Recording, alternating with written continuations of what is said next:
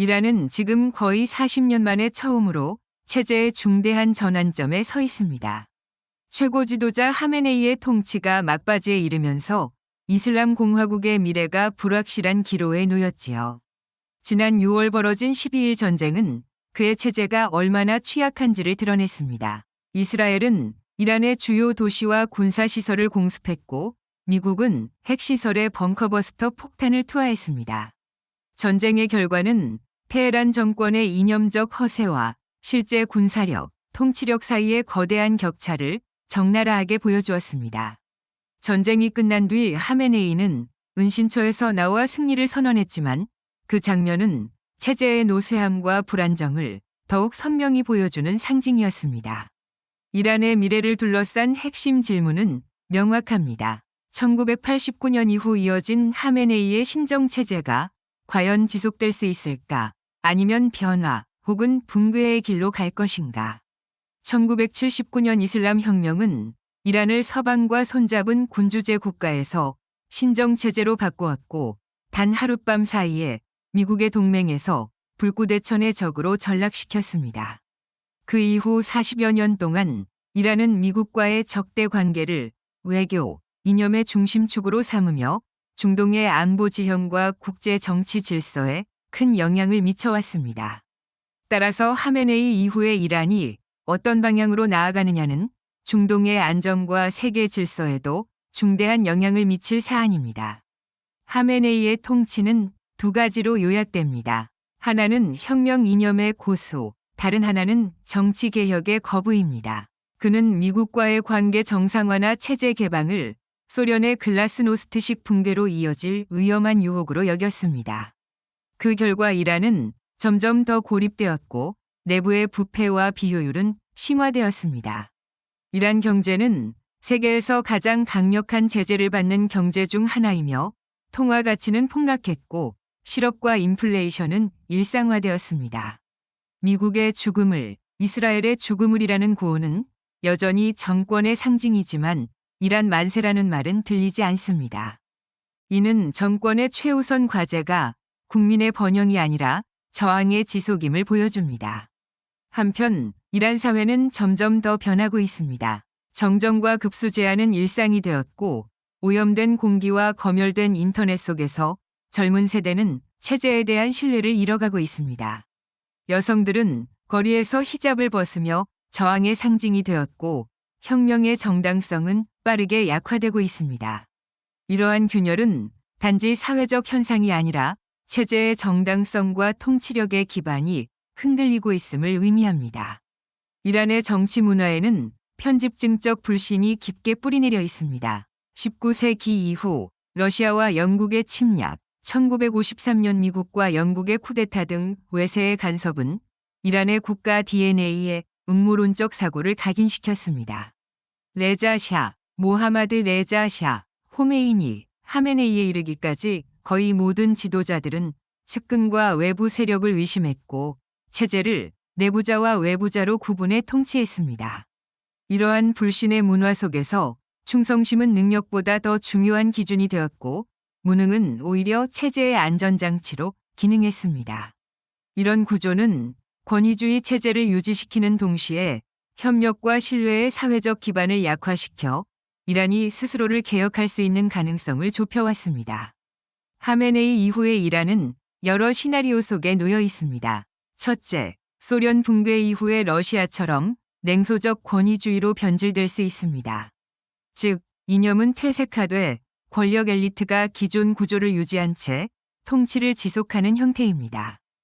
둘째, 마오쩌둥 사후의 중국처럼 경직된 이념 대신 실용주의와 국익 중심의 체제로 재조정될 가능성도 있습니다. 셋째, 북한처럼 오히려 고립과 억압을 강화하는 방향으로 나아갈 수도 있고, 넷째, 파키스탄의 예처럼 성직자 중심 체제가 군부 중심의 통치로 대체될 수도 있습니다. 마지막으로는 1906년 입헌혁명으로 거슬러 올라가는 대정치의 전통을 복원하려는 시도도 여전히 미약하게 남아 있습니다. 그러나 이란의 변화는 단순한 외부 압력보다 내부 요인에서 비롯될 가능성이 큽니다. 최근 수년간 이어진 여성 인권 시위, 부패와 실업에 대한 분노, 지역 격차와 민족 차별 등은 이미 체제 내부의 균열을 보여주고 있습니다. 역사는 종종 예상치 못한 사건에서 급변을 만들어냈습니다. 2010년 튀니지의 노점상 분신이 아랍의 봄을 촉발했듯 이란에서도 한 여성의 희생이나 한순간의 폭발이 체제를 뒤흔들 수 있습니다. 하메네이 이후의 이란은 결국 내부 세력 간의 권력 투쟁에 의해 형성될 것입니다. 성직자 집단은 혁명 이념의 수호를, 혁명 수비대는 권력의 제도화를, 시민들은 존엄과 자유를, 소수민족과 청년층은 기회를 요구합니다. 야권은 분열되어 있으나 완전히 소멸하지 않았고 군부와 종교 엘리트 간의 갈등도 커지고 있습니다. 이란의 향후 체제는 이들 세력의 타협 혹은 충돌의 결과로 등장할 것입니다. 결국 이란의 미래는 단순히 이념의 붕괴냐, 체제의 연속이냐의 문제가 아닙니다. 그것은 9,200만 명의 이란인들이 더 이상 외세와 내부 억압에 의해 규정되지 않고 스스로의 국가를 재정의할 수 있는가의 문제입니다. 하메네이 이후의 시대는 불안정과 혼란을 동반하겠지만 그 속에서 새로운 질서가 탄생할 가능성 또한 존재합니다. 그 여정은 고통스럽겠지만 이란이 다시 한번 스스로의 운명을 결정짓는 역사적 순간을 맞이하고 있음은 분명합니다. 이란은 스스로를 고대 페르시아 제국의 후예라 자부하지만 근현대사는 반복된 침략과 굴욕, 배신으로 점철되어 있습니다. 19세기 러시아와 영국의 압력 속에 이란은 코카서스 지역과 헤라트를 잃으며 영토의 절반 가까이를 상실했습니다. 이후 두 제국은 이란을 세력권으로 나누어 통제했고 20세기 초에도 러시아와 영국의 간섭은 지속되었습니다. 1946년에는 소련이 이란 아제르바이잔을 점령해 병합을 시도했고 1953년에는 영국과 미국의 공모로 민족주의 총리 모사데크가 쿠데타로 축출되면서 외세 개입의 상처가 다시 깊어졌습니다. 이러한 역사적 경험은 이란 정치 문화에 만연한 불신과 음모론의 토대를 이루었습니다. 통치자들은 늘 내부의 배신과 외부의 간섭을 두려워했습니다. 팔라비 왕조의 창건자 레자샤는 제2차 세계대전 당시 나치 독일과의 유착 의혹으로 퇴위다했으며 그의 최측근조차 그는 단 한 사람도 진심으로 신뢰하지 않았다고 회고했습니다. 아들 모하마드 레자샤 역시 미국의 거짓 약속이 자신의 몰락을 초래했다고 믿었습니다. 혁명 이후 집권한 호메이니는 외국 스파이 혐의로 수천 명이 반대파를 처형했고 하메네이 역시 거의 모든 연설에서 미국과 이스라엘의 음모를 강조해왔습니다. 이 불신은 지도층만의 문제가 아니라 사회 전체의 정신적 구조로 자리 잡았습니다. 대표적 소설 나의 삼촌 나폴레옹은 모든 사건 뒤에 영국의 음모가 있다고 믿는 인물을 풍자하며 지금도 이란 사회의 집단 심리를 상징합니다. 2020년 세계 가치관 조사에서 대부분의 사람을 신뢰할 수 있다고 응답한 이란인은 15% 미만으로 세계 최저 수준이었습니다. 이러한 불신의 문화 속에서 제도는 인물에 종속되고 충성심이 능력보다 중요시되며 평범함이 보상받습니다. 하메네이가 1989년 최고 지도자가 된 과정 역시 이러한 부정적 선택의 산물로 그의 후계 구도에서도 동일한 논리가 작동할 가능성이 큽니다. 결과적으로 이란의 정치체제는 역사적 불신 위에 세워진 권위주의 구조를 벗어나지 못했습니다. 불신은 체제를 유지시키는 동시에 정부가 효율적으로 작동하기 위해 필요한 사회적 신뢰와 협력을 가로막는 장애물이 되었습니다. 하메네이 체제 이후의 이란 역시 이 불신의 유산 속에서 새로운 방향을 찾아야 할 것입니다. 다가올 전환은 정해진 각본이 없습니다. 하메네이의 사망이나 건강 악화가 직접적 계기가 될 수도 있지만 육아 폭락, 제재 강화, 외부의 군사 공격 같은 외부 요인 혹은 개인의 분노나 우연한 사건, 예컨대 노점상의 분신이나 여성의 사망이 예기치 않은 폭발력을 발휘할 수도 있습니다. 미래의 이란은 민족주의적 독재, 성직자 중심의 연속성, 군사 지배, 포퓰리즘 혹은 이들의 혼합 형태로 발전할 가능성이 있습니다. 성직자 집단은 이슬람 공화국의 정체성을 지키려 하고 혁명수비대는 권력의 제도화를, 시민과 소수민족은 존엄과 기회를, 야권 세력은 약하지만 여전히 변화를 꿈꾸고 있습니다. 이처럼 불신과 파벌주의가 교차하는 복잡한 구조 속에서 이란의 다음 질서를 결정짓는 것은 바로 그들의 이해관계와 선택이 될 것입니다.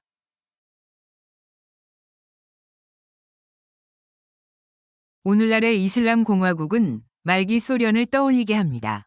강압으로 이데올로기를 유지하고 경직된 지도부는 개혁을 두려워하며 사회는 이미 체제로부터 등을 돌렸습니다. 두 나라는 자원과 자부심 강한 역사, 문학 전통, 그리고 외세의 간섭과 굴욕이 남긴 상처를 공유합니다.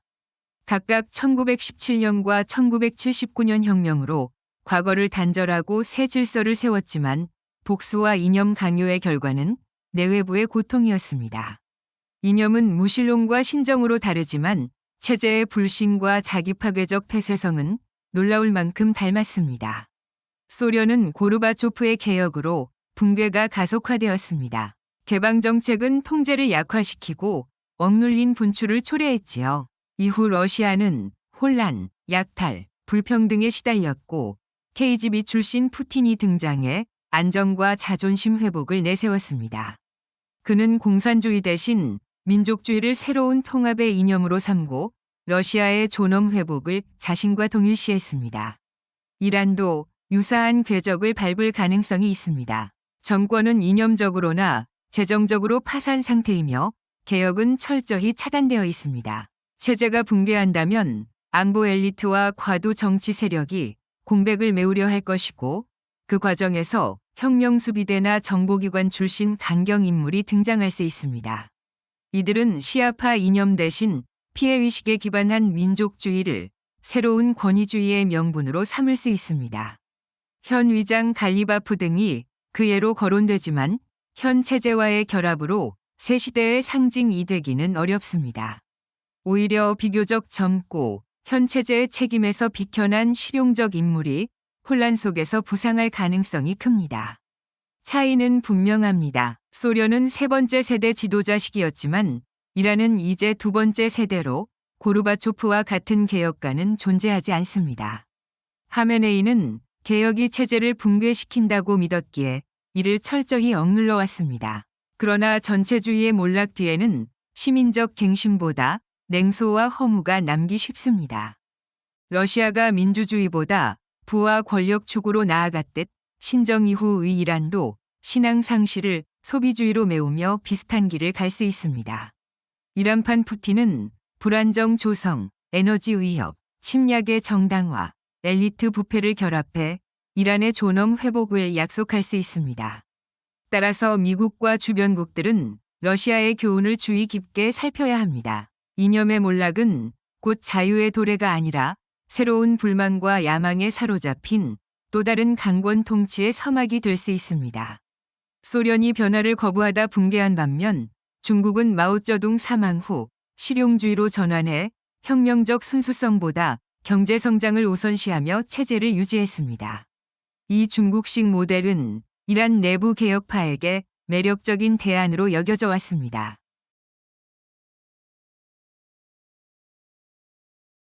그들은 체제의 근간을 유지하되 붕괴 직전의 경제와 확산되는 불만을 완화하기 위해 일정한 개혁이 불가피하다고 봅니다. 이 경우 이란은 여전히 권위주의적일 것이지만 혁명 원칙과 보수성을 완화하며 미국과 관계 개선, 국제사회 통합, 신정체제에서 기술관료 체제로의 점진적 이행을 시도할 수 있습니다. 혁명수비대는 중국인민해방군처럼 혁명 조직에서 국가주의적 경제 엘리트로 변모할 가능성이 큽니다. 그러나 이 모델을 따르기 위해선 두 가지 난관이 있습니다. 체제를 수립하는 것과 유지하는 일입니다. 중국에서는 마오가 미국과의 관계 정상화를 시작했고 후계자 덩샤오핑이 이를 활용해 이념 대신 실용주의로 국가를 재편했습니다. 이란에도 하산 로하니 전 대통령과 혁명 창시자의 손자인 하산 호메이니 같은 이란판 덩샤오핑 후보가 있었지만 하메네이와 강경파의 벽을 넘지 못했습니다. 하메네이는 혁명 이념의 타협과 대미 관계 개선이 체제를 강화하기보다 오히려 불안정화시킬 것이라 확신했기 때문입니다. 이 확신이 이란이 실용개혁의 길로 나아가지 못한 핵심 이유였습니다. 중국은 소련이라는 공동의 적 덕분에 미국과의 화해가 비교적 수월했습니다. 반면 이란과 미국은 사담 후세인, 탈레반, 이즈 등 공동의 적을 가졌지만 하메네이에겐 언제나 반이스라엘이 최우선 가치였습니다. 따라서 중국식 모델을 시도하려면 두 가지 전제 중 하나가 필요합니다. 첫째, 죽음을 앞둔 하메네이가 평생의 반미 노선을 포기하는 것. 둘째, 보다 온건한 성향의 후계 구도가 마련되는 것입니다. 그럼에도 이란이 중국의 길을 걷기 어려운 구조적 이유가 있습니다. 중국은 막대한 노동력과 산업화를 통해 수억 명을 빈곤에서 해방시키며 국가의 정당성과 신뢰를 회복했습니다. 반면 이란은 석유, 가스 수익에 과도하게 의존하는 지대경제 구조로 이념을 버려도 실질적 경제 성장을 이루지 못하면 기존 지지층을 잃고 새로운 기반도 확보하지 못할 위험이 큽니다. 이란이 이념을 완화하고 미국과 관계를 정상화하며 이스라엘을 인정한다면 이는 큰 진전이겠지만 중국의 사례처럼 경제 성장은 새로운 지역적 야망과 국제적 경쟁을 촉발할 수도 있습니다. 더구나 급격한 전환 속에서 이란이 내부 안정을 유지할 수 있을지는 여전히 불투명합니다.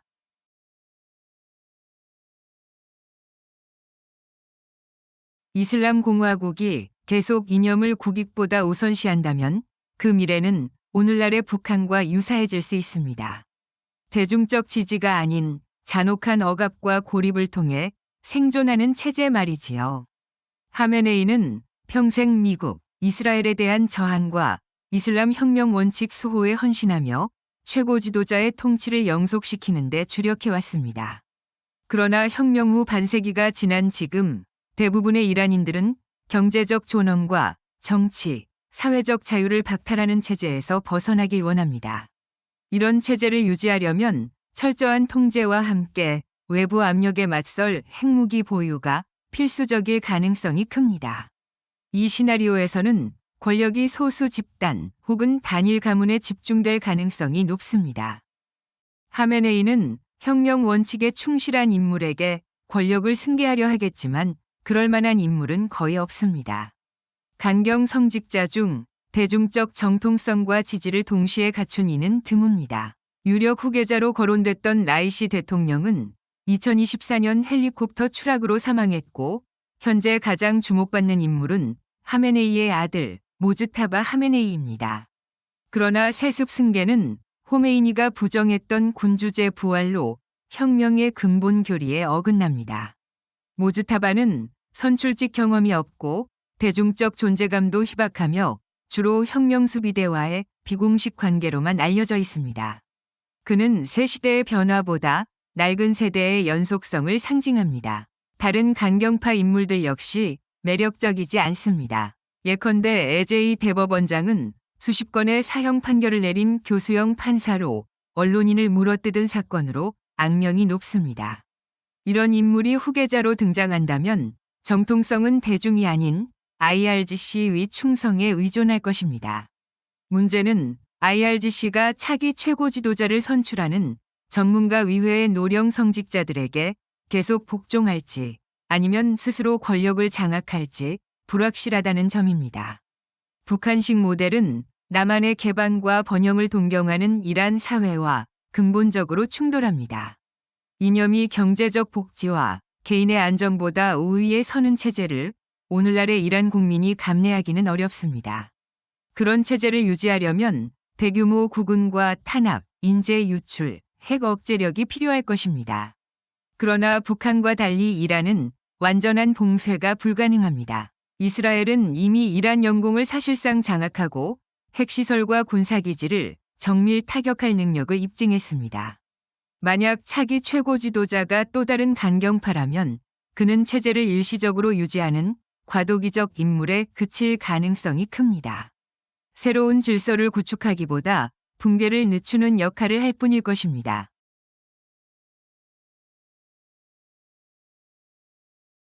이란의 미래 권력은 혁명 수비 때에 달려 있으며 이는 파키스탄 군부의 전례와 유사합니다.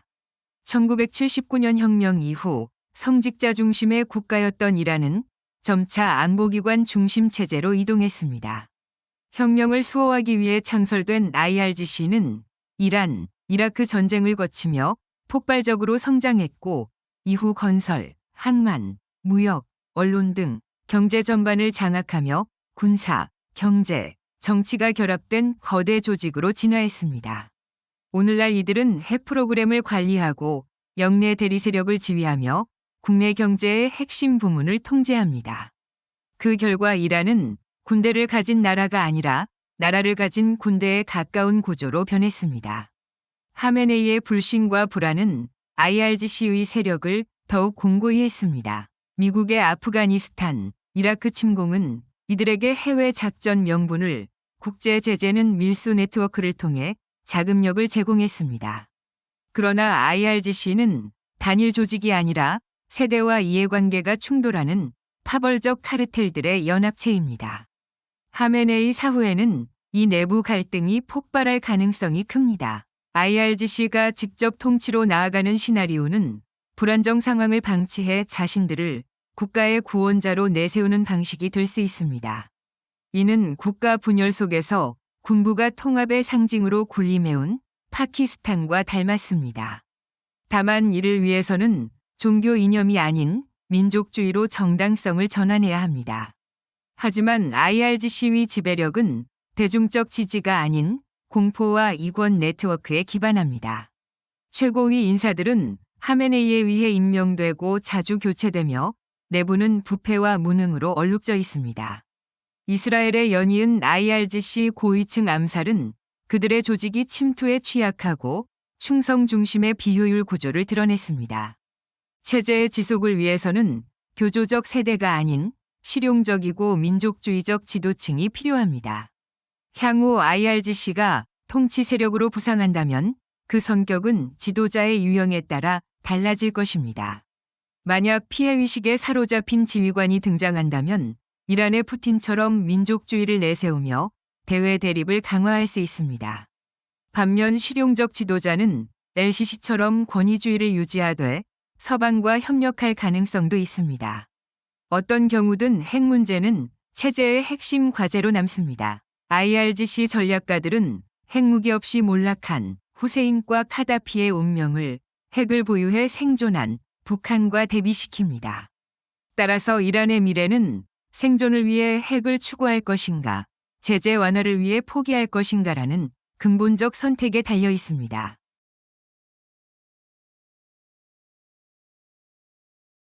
이란과 가장 가까운 사촌 나라를 꼽자면 터키일 것입니다. 두 나라는 모두 비아랍 무슬림 국가로 외세에 대한 불신과 강한 자존심을 공유합니다.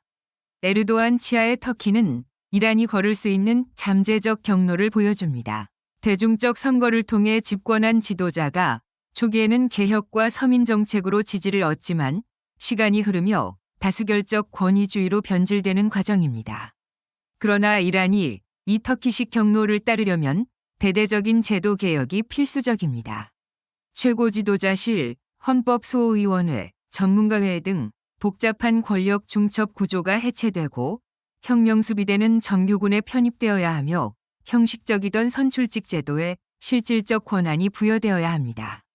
다만 이란은 완전히 제로에서 출발하지는 않습니다. 이란의 수천 개 지방의회와 자치단체는 권위주의 속에서도 민주적 전환을 지원할 가능성을 지닌 이중 기능적 제도입니다. 또한 이란의 정치에는 오래전부터 포퓰리즘이 반복적으로 등장해왔습니다. 호메이니가 석유부를 국민에게 돌려주겠다고 약속했던 1979년 혁명에서 아마디네자드가 석유 돈을 국민의 식탁 위에 올리겠다고 외친 2005년 대선까지 민족주의적 포퓰리즘은 늘 대중의 불만을 동원하는 힘이었습니다. 하메네이 이후에도 외세와 엘리트에 대한 분노를 결집시키는 대중 정치인의 등장이 예상됩니다. 그러나 이 길은 자유민주주의로 가는 길도 신정 통치의 지속도 아닙니다. 대신 대중의 지지와 중앙집권적 권위, 부패와 재분배, 민족주의와 종교가 결합된 새로운 권위주의로 이어질 가능성이 높습니다.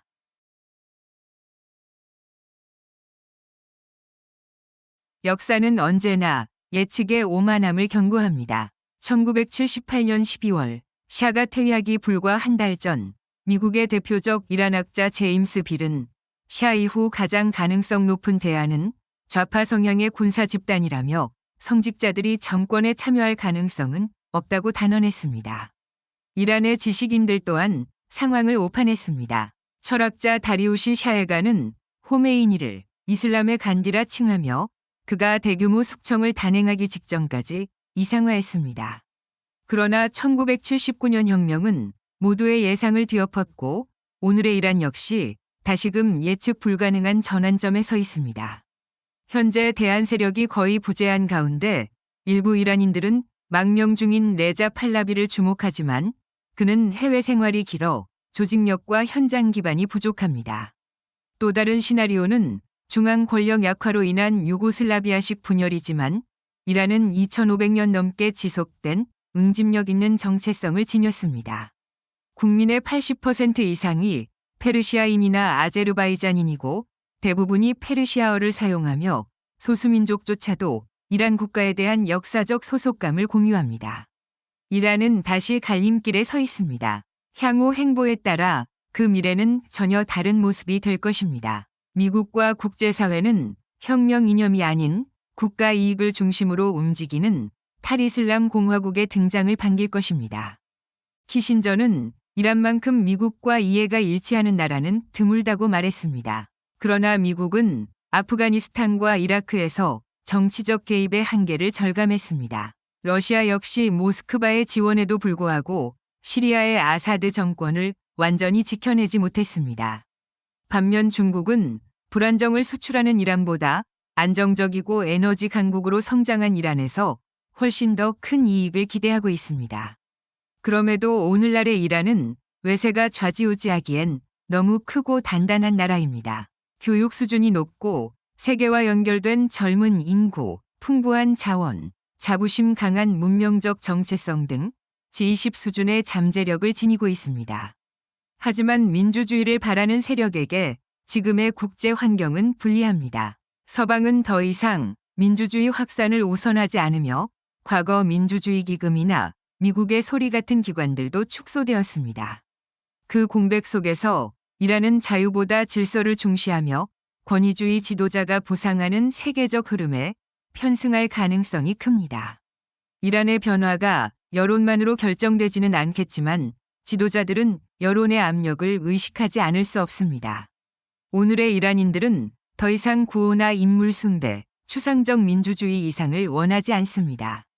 그들이 바라는 것은 경제적 존엄, 책임 있는 정부, 그리고 정상적인 삶입니다.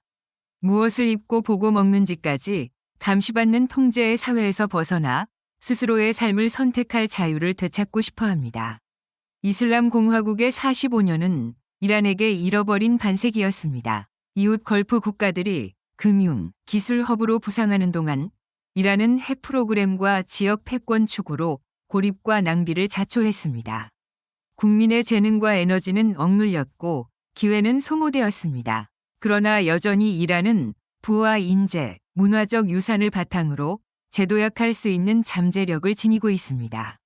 문제는 체제가 과거의 실수를 성찰하고 정치 질서를 재구성할 위기가 있는가입니다. 변화는 필연적이지만 그 변화가 봄이 될지 아니면 또 다른 겨울로 끝날지는 이란 스스로의 선택에 달려 있습니다.